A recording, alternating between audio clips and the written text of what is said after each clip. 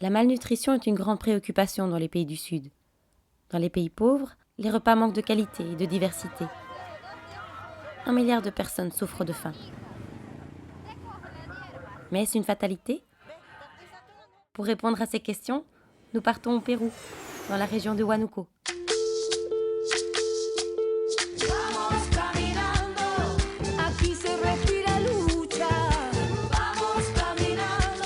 Fábrica de humo, mano de obra campesina para tu consumo, frente de frío en el medio del verano, el amor en los tiempos del cólera, mi hermano, el sol que nace y el día. Dans les montagnes de la Cordillère des Andes, Île de Paix s'est installée pour 10 ans.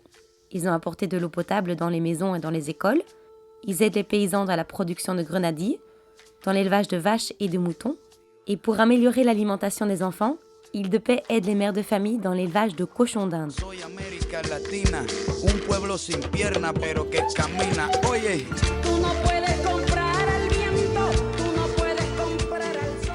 À Santa Maria del Valle, la vie est assez calme. Il y a des fermes, quelques magasins et une petite école primaire. Ils parlent l'espagnol à l'école. Mais à la maison, ils parlent le quechua. Nous partons à la rencontre d'une famille où Île de Paix a apporté son aide pour l'eau et pour l'élevage de cochons d'Inde.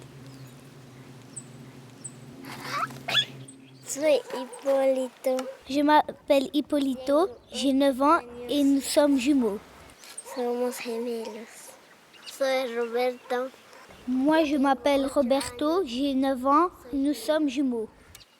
Et elle, c'est Anita, la grande sœur. Elle a 13 ans. Mes frères Roberto et Hipólito. Et elle, c'est ma maman, Tomasa.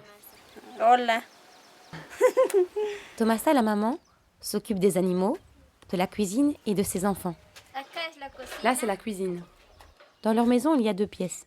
La cuisine et la chambre où ils dorment tous les 5. Ici, c'est la chambre.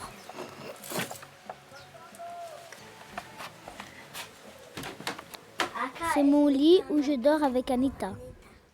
Et ici, c'est le lit de ma maman.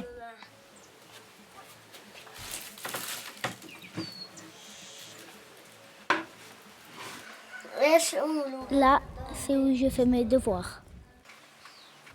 Hipólito est en train de se laver. Et puis il y a la douche, les toilettes et l'évier avec de l'eau potable qu'Île de Paix a apporté chez eux.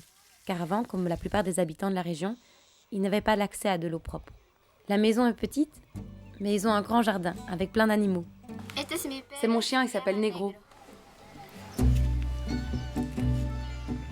Notre chat s'appelle Abélie.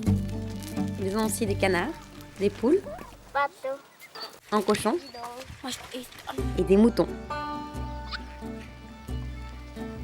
En quechua, mouton se dit moco. Mais ce n'est pas tout. Ils ont aussi tout un élevage de cochons d'Inde. Il y en a qui sont nés aujourd'hui, 3 petits péruviens. Nous avons maintenant un élevage de 250 cochons d'Inde. Avec la viande de cochon d'Inde, nous cuisinons différents repas. On les mange frits ou dans des préparations. C'est donc dans les traditions de manger la viande de cochon d'Inde. Et c'est très bien, car ce petit animal est plein de protéines pour aider les enfants à bien grandir. Le problème, c'est que les enfants n'ont pas une alimentation variée. Ils mangent surtout des pommes de terre et du riz. La viande coûte très cher, surtout celle de cochon d'Inde. Car les gens ne connaissent pas les bonnes techniques pour soigner ces animaux. Ils sont généralement mis dans la cuisine où ils attrapent et répandent des maladies. Les cochons d'Inde meurent alors vite et ne fournissent pas à manger et pas d'argent pour les familles. C'est pour ça qu'Île de Paix est venu apporter de l'aide dans plus de 200 familles pour l'élevage de cochons d'Inde. Ils ont installé des clapiers et forment les mères de famille pour mieux soigner ces petits animaux.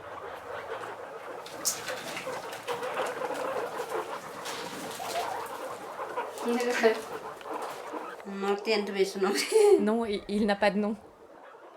C'est assez récent que nous ayons un élevage de cochons d'Inde. C'est grâce à Île de Paix. Avant, on en élevait 2 ou 3, pas plus. Ils étaient tout petits. Nous n'avions pas de nourriture pour eux. Île de Paix nous a d'abord aidés en nous apprenant à semer de la bonne herbe. Puis, les ingénieurs d'Île de Paix nous ont apporté des cochons d'Inde à clapier. J'en ai maintenant 250. L'équipe d'Île de Paix a formé les mamans. Cela permet d'améliorer la nutrition des enfants et rapporte de l'argent pour les familles. Nous élevons des cochons d'Inde pour alimenter nos enfants. Leurs viandes ont le plus de protéines que n'importe quel autre animal. Avant, nous pouvions en manger 1 ou 2 fois par an. Maintenant, on en mange 1 fois par semaine, parfois même 2 fois par semaine.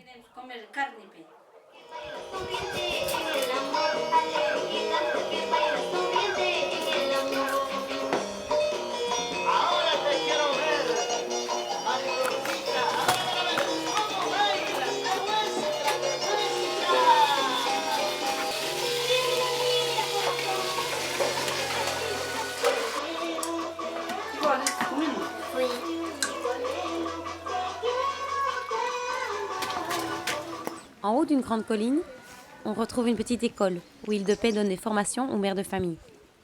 Elles apprennent les techniques pour soigner et guérir les cochons d'Inde et pour l'enseigner aux autres femmes de la région. Elles deviennent alors des formatrices agricoles, comme Tomasa. Tout d'abord, il faut se présenter. Bonjour, moi je suis venue en classe en tant que formatrice agricole. Et je suis venue vous parler de la santé des cochons d'Inde.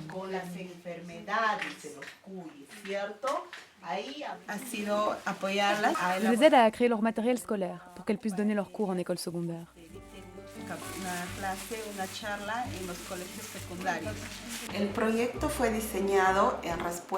Le projet, il a été créé en réponse à la malnutrition des enfants qu'il y a ici. Nous voulions améliorer l'alimentation à travers la production de cochons d'Inde, car leur viande contient une grande valeur nutritive. C'est une grande source de protéines. Et on a choisi de travailler avec les mamans et on s'est rendu compte avec le temps que les cochons d'Inde apportaient à manger, mais aussi de l'argent pour la famille. Et que les femmes aussi pouvaient avoir de l'argent pour leurs enfants. La situation des femmes avant que nous commencions, il y a plus ou moins 3 ans, a fort changé. C'était des femmes qui, généralement, ne parlaient pas, ne pouvaient pas signer, écrire ou lire. Si tu les regardais dans les yeux, elles baissaient la tête. Aujourd'hui, ce sont des personnes très différentes. Elles ont plus confiance en elles, elles s'expriment. Et c'est important qu'elles disent leur opinion et qu'elles soient des exemples pour les autres femmes.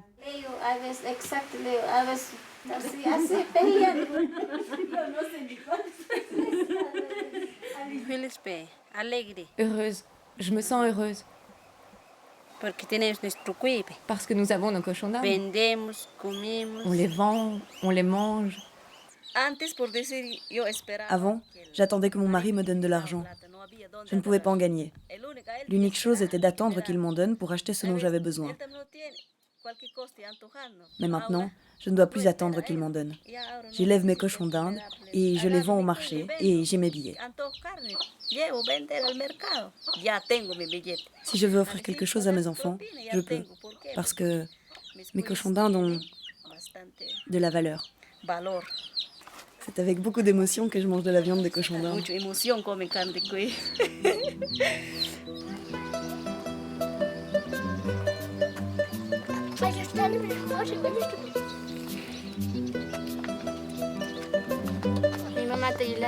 Maman tisse la laine de nos moutons.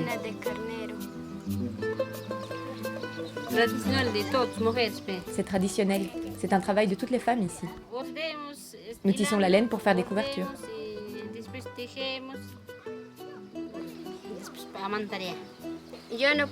Moi, je sais pas tisser. Je suis pas habituée. Mais elle est en train d'apprendre. Tisser des couvertures, on le fait toute la vie. Depuis toute petite.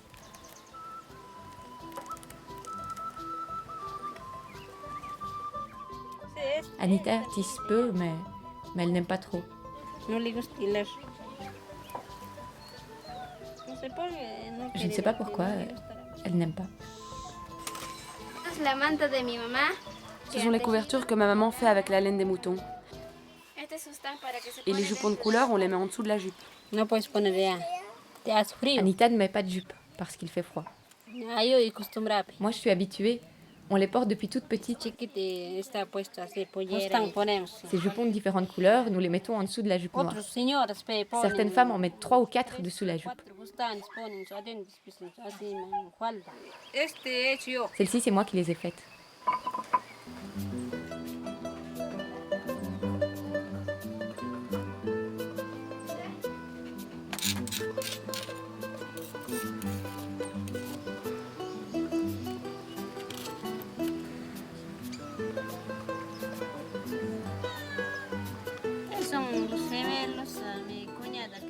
Un des jumeaux a été élevé par leur grand-père. Parce qu'à la naissance, je manquais de lait. On n'avait pas les moyens de l'élever. Mais depuis que nous avons les cochons d'Inde, nous pouvons à nouveau nous occuper de lui.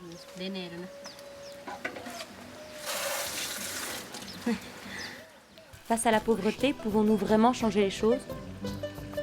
L'histoire de la famille de Thomasa nous montre que oui. Avec le soutien du Nord, une équipe au Sud et l'enthousiasme des communautés, nous pouvons améliorer les conditions de vie et de santé de ces personnes souvent délaissées. Parce qu'Île de Paix pense qu'un monde plus juste commence par la base, en installant l'eau dans les familles et dans les écoles, en améliorant l'alimentation par l'élevage et l'agriculture, ils apportent des solutions concrètes pour les communautés. Ils montrent qu'une vie meilleure est possible. Ciao a todos.